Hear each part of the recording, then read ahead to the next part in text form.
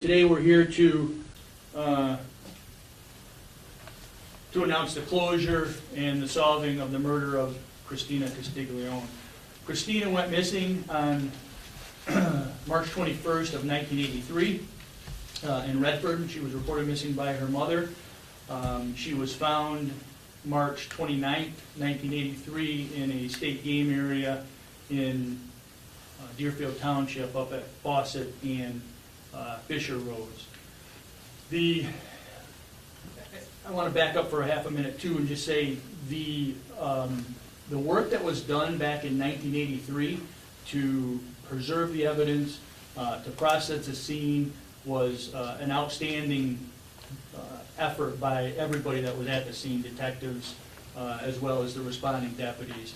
And then since, as you can imagine, we're just shy of 40 years on this. This case has transcended a lot of people that have worked here, changes in our property room, the list goes on and on. So for us to have everything that we have, evidence-wise, to be able to solve this was it's just a true testament to the men and women here at the Sheriff's Office. So it's a privilege to be able to stand here and represent this office in all the great work that was done by the men and women of the Sheriff's Office. So again, she was found in 1983.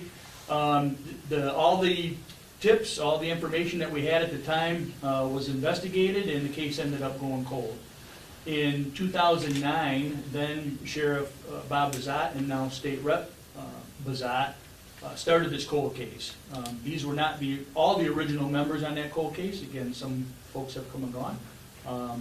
But the cold case was started strictly a volunteer group, and volunteers are a unique bunch in the fact that they put in countless hours to be here to do the right thing because of the passion. So hats off to the volunteers. 2022, fast forward, we had some DNA that was in this case that was collected back in 1983. The State Police Crime Lab, for a number of reasons, wasn't able to connect anything. So there's a outfit out there called Season of Justice. And Season of Justice, what they do, their mission basically is to provide financial resources to law enforcement for DNA testing. Having collected the DNA, again back in 1983, having received the grant from Season of Justice, the DNA was sent to a place called Othram Lab in Texas, which is a nationally known company that does DNA genealogy. They were able to provide us a suspect. And through some continued work and frankly cooperation from the suspect's family, which we thank them for, we were able to identify beyond a reasonable doubt the killer of Christina Castiglione. His name is Charles David Shaw, and we'll get to him in just a second. So this is the area where Christina's body was located. The X marks the spot of basically where her body was found. Detective Moore actually was the one that took this picture back in 1983 from an airplane one of our deputies had at the time. This is our suspect. So here's the unfortunate, but I guess maybe fortunate part of this case. The suspect, I mentioned before, Christina was found in March of 1983. The suspect died in November of 1983.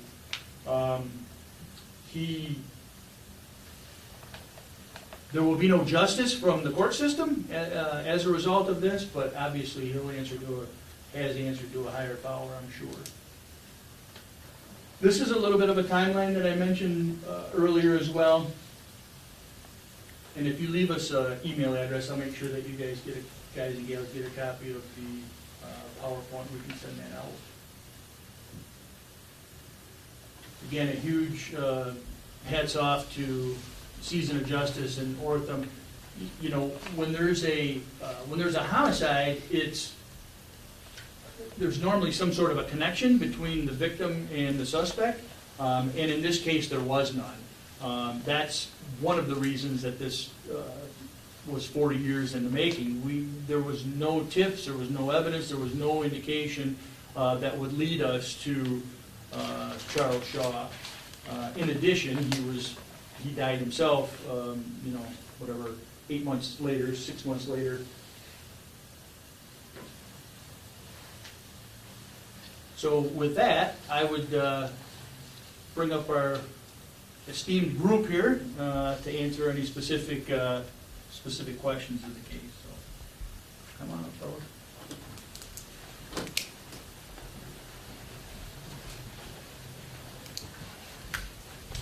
And I'm going to step aside. I would like to ask the detective who took the picture to step up, please. Yes, sir.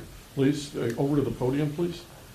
Okay, so 40 years later, what is your thought? What are your reactions to solving this case?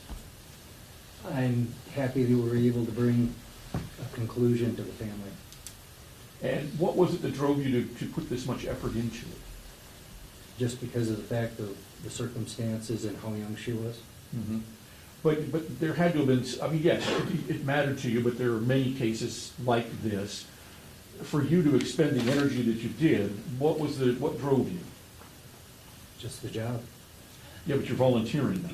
Still just the job. Well, and that's what I'm trying to get at, is that there was something inside you that gave you the perseverance to go this far. I just want you to help me understand that. I don't know that I can, other than the fact that the case was unsolved. And I was part of the group that originally processed the scene and did the interviews. Are you surprised at the result of the DNA test? Are you surprised that this came out the way it did? I'm happy that it came out the way it did because we were able to bring closure. In terms of the police work that went into this, you were trying to find somebody that had no connection to her, and there was finally that connection made. What was your reaction when you discovered it was this person? Again, it was closure. No real reaction. About that person, what are the circumstances around Mr. Shaw's death? Matt? So when we got the name, we contacted the Wayne County Medical Examiner's office to get a copy of the death certificate, and it was determined that he died accidentally by sexual asphyxiation. So in the press release, it mentions that he struggled with gender identity. Yes. Can you elaborate on that, where that conclusion came from? So he was married at the time, back in the early 80s, and we had interviewed his wife extensively. And she had spoken with him around 1980, 1981, and he had disclosed to her that at the time he wished to undergo a sex change and was seeking counseling to do so. She also described him as a sexual deviant who had many different things that he would do, I guess is the easiest way to describe it, that she did not approve of. So that was her description of him. Is she still alive? She is. And she cooperated with this investigation? She did. Yeah. And the cause of death on his death certificate is sexual Asphyxiation is what it was determined. So was that like autoerotic asphyxiation? Another name for it, yes. And that occurred in Detroit city limits. Are you able to piece together at all? There was no ties between the two. She's from Redford, and I've not been to the summer faster than others that we get this. But I'm trying to piece together, do you have any idea how they encountered each other? Did he bring her out here, obviously? You know, the circumstances Right. of how and when. So that's kind of a big unknown piece. We know that he resided at the time approximately 5 miles from where she went missing. He was a longtime Livonia resident. He lived in Detroit at some time as well. She went missing, I believe it's 5 Mile Road in Livonia, and his residence, like I said, was within 5 miles from there. He didn't have any ties to the Deerfield Township area. However, he knew Livingston County and had been previously arrested in Livingston County in 1981. and again, it's probably explained in the release, and I apologize, but the circumstances, time of day, was she at a store? Was this in the evening after leaving a restaurant? I mean, can you give some context in regard to the how and the when she disappeared and how you believe they encountered each other? I'll let Detective Morris step back up. I'm not familiar with all of that. She was walking home. It was in the early or the late afternoon hours, or walking towards home. She was observed by a friend of hers at the time who was passing by in a car. He asked to be dropped off, and then he went to walk towards her and never found her. Can you talk about kind of the importance of genealogical DNA in this? I was actually a reporter in Fort Wayne when they solved the April Tinsley case using the same process. Can you kind of just talk about this, the importance of this? So back in the early 2000s, the profile that we had, the DNA profile that was obtained from the DNA in 1983, was entered into CODIS with the Michigan State Crime Lab. Unfortunately, CODIS doesn't work with genealogy. So in 2022, we took that sample and sent it off for analysis by advanced DNA technology to create that profile that's good enough to go into databases to be searched and the genealogy take place. It's a completely different type of DNA profile, so it doesn't work with CODIS or with the state police's known suspect comparison samples. So once they received that, it was about a 12-week process for them to create that DNA profile. They uploaded it to the two databases that comply with law enforcement requests, and then they were able to locate a single hit within the DNA genealogy sites that came back to a living uncle of the suspect, and then they were able to build a family tree from that uncle to where we are today. And can you kind of talk about kind of how important that police work was back in the early 80s when DNA was still fresh to Right. police work? So DNA in 1983, there was no CODIS, there was no, I believe they call it STR, single tandem repeat analysis between a known offender and a sample. So at the time, they just did blood typing. And that's all we have for lab reports back in '83. And then as things progressed into the 90s, they got into the STR profiles, and then ultimately when CODIS was created, that sample went into CODIS. And it had been searched in CODIS for about 2 decades, with no results whatsoever. And it's still in CODIS today. Can you talk a little bit about the criminal record that the killer had and this contact with this other woman? Yes, so we know that in 1973 was his first contact. That contact occurred with Livonia Police Department, and that was for a breaking and entering complaint. I don't know the circumstances of it. Records are a bit sketchy going back that far. In 1977, he was arrested by Livonia Police Department on a drug possession charge.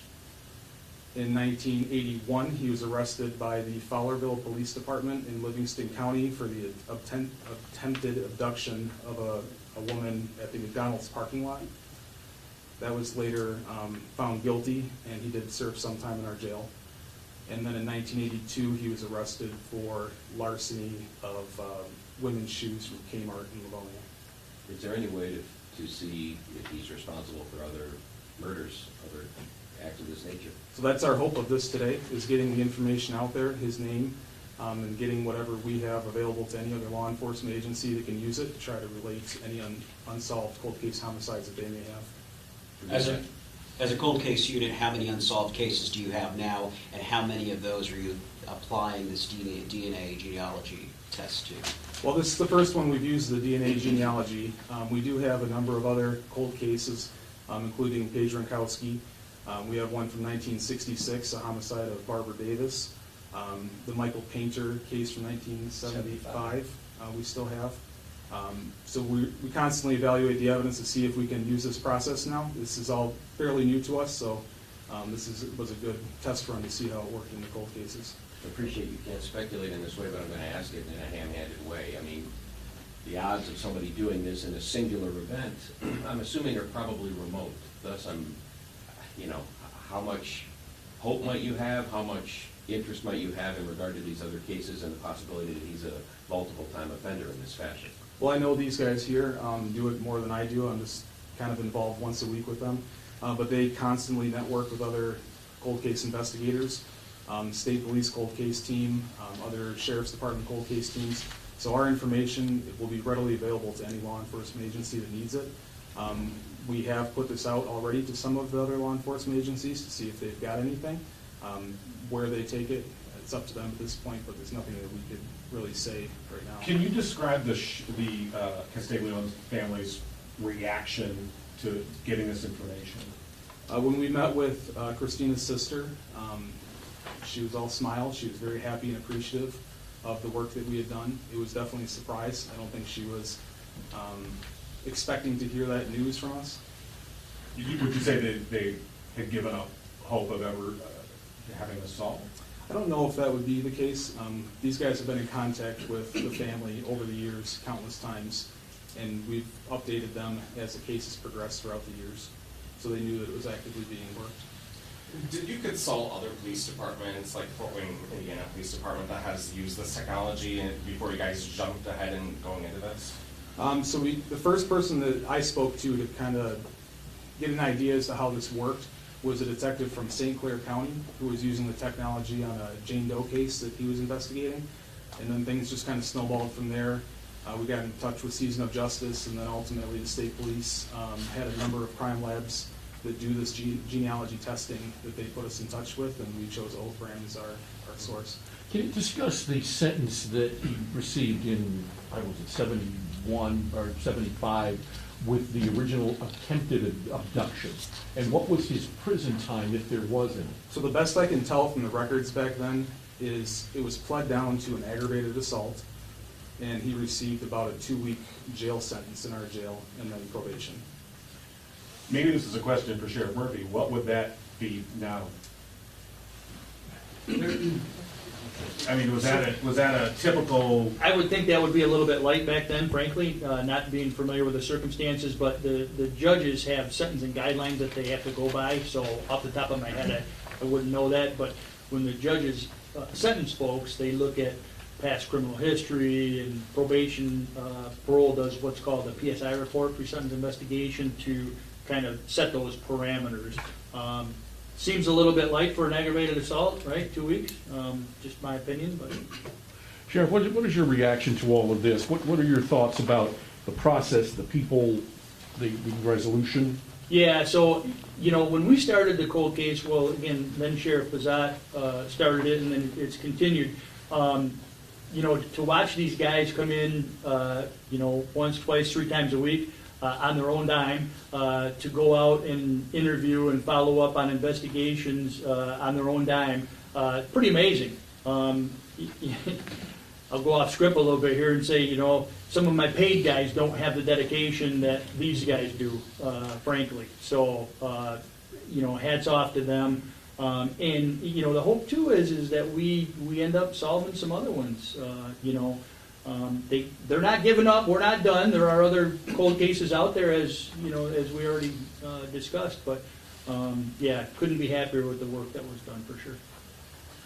Mr. Lenahan, can you just talk about, working this cold case team for all these years, all the times you come in, you look at the same evidence over and over and over again, don't get a result, there's no resolution, and then something like this comes along where you have finally identified it. I mean, that's got to be gratifying. It is give very you, gratifying. Yeah. So for the team, I mean, and I know that this was asked somewhat earlier, but I mean, if you can elaborate a little bit about the motivation to come in and do this day after day.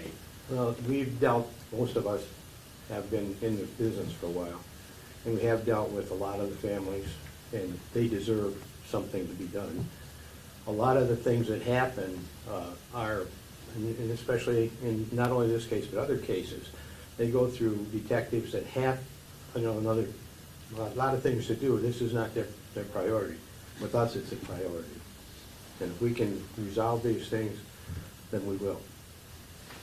Was this a case you thought, one day we're gonna solve this? I did. I grew up in Redford, and I have a special, something for Redford. I knew the area really well. In fact, I knew some of the people that were interviewed at the time that it happened, and it helped to put some things together. And, I think that the more that we have cold case teams that are strictly working cold cases, there's gonna be more solved. If I can ask a quick follow-up on the DNA. And forgive my ignorance on this, I don't mean to ask it in a disrespectful way. But the why now element, I mean, it's in the police database, because I ask out of my own ignorance. What takes the time to 2022 to put it into the genealogy database? The why now aspect, but also I'm interested in the uncle that it traced back to. Does he live locally? And then once you find out that person, how do you end up with your suspect, if you can lay personize that, if you will? So the why now part, I can't say, probably cost prohibitive a little bit in the past. This process maybe 10, 15 years ago could have been a $100,000 process. It's significantly come down, and then with help from grant funding through Season of Justice, we were able to make it a reality without any delay. They were great to work with. So that's probably the why now. And I'm sorry, the second part of your question? The uncle. So the Does he uncle- live yeah, the locally? uncle is And local. you find out him, and then how long does it take? How do you go about, who's in the family, who traces back to this DNA? So the uncle is local. We did learn that based on the profile of the suspect of Charles Shaw, that it was likely a nephew of the uncle that shared the same chromosome. So there were some other nephews that were through a sister to the uncle that wouldn't have matched. So it brought us down to two possibilities. So we sought out a living brother and a living son of the suspect and obtained target samples from the two of them. Those target samples were also analyzed by Oathram, and they came back with a 100% match as brother-brother and father-son relationship. Are you able to share how those family members reacted? I can tell you the ex-wife, she believed that something like this could have happened at some point during their marriage. She wasn't overly surprised, but she was more than helpful in bringing this to resolution. The brother was a bit blown away. He had no idea. The majority of, he was a little bit older than Charles Shaw, so he was in the military when a lot of this was going on in Charles' life. So he wasn't around to witness all of it firsthand. Is it not the case that Can normally, I- go let ahead. me- Let me just step in for a half a second. To answer your question a little bit more on the The DNA, yeah, on the DNA. So, as was mentioned earlier, the DNA was uploaded into CODIS, which is a law enforcement database. If we have DNA today from a sexual assault or there's blood somewhere, we send that off to the state police. They're gonna match that in CODIS if there's a match. They don't do the genealogy end of it.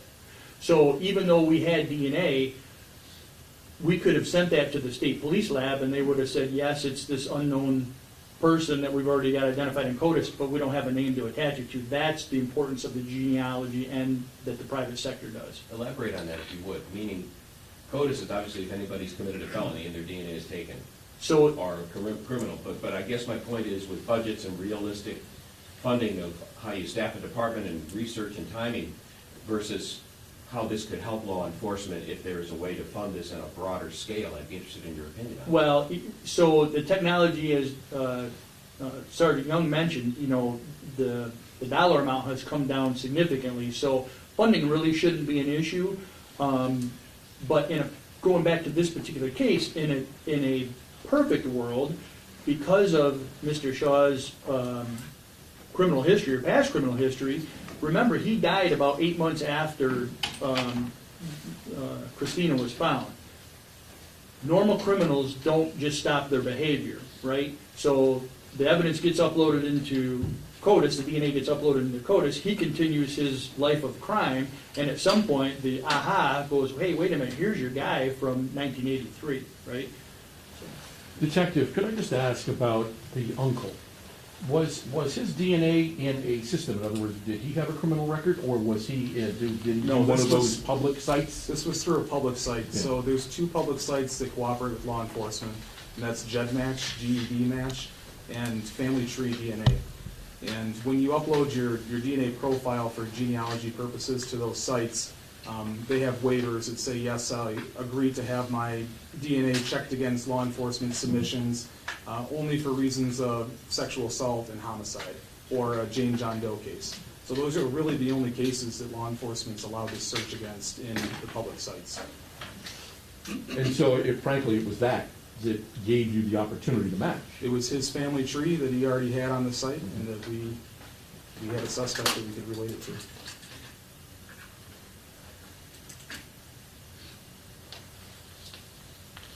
I guess maybe to either of you, so in terms of providing, I mean, you had to go to these organizations to get this funding, which they provided, and that's great. Does there need to be explicit state, federal funding that is simply providing this so that all these cases, I mean, this case took this long and money was an impediment, not the impediment, but it was an impediment. How do we get that?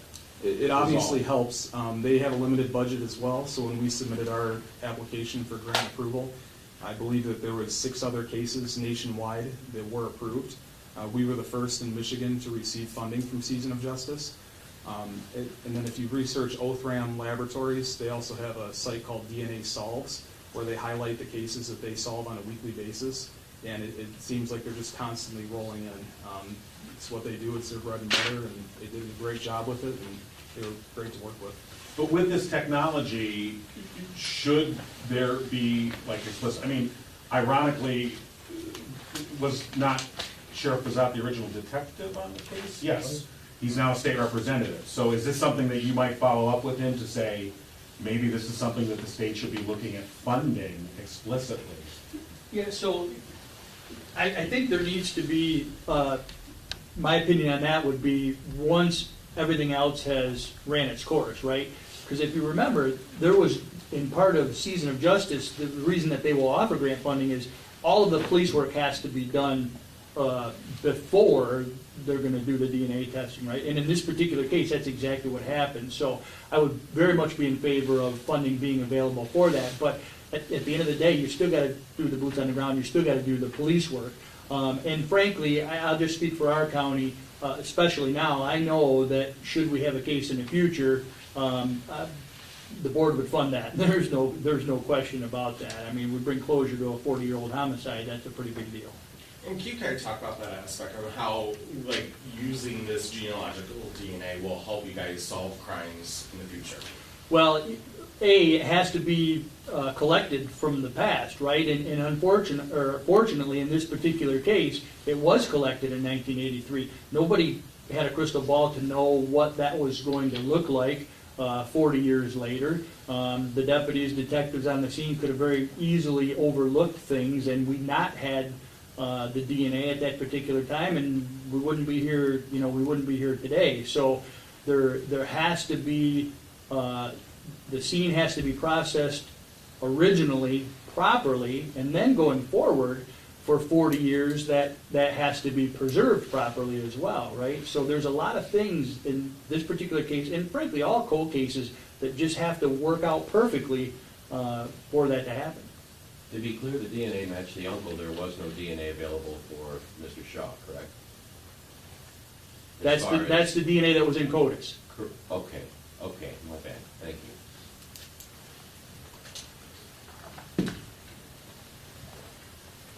Well, good. Thank you. Thank you all for coming. I apologize. When we decided to pick this date 2 weeks ago, we weren't on an impending ice-ageddon. Thank you. But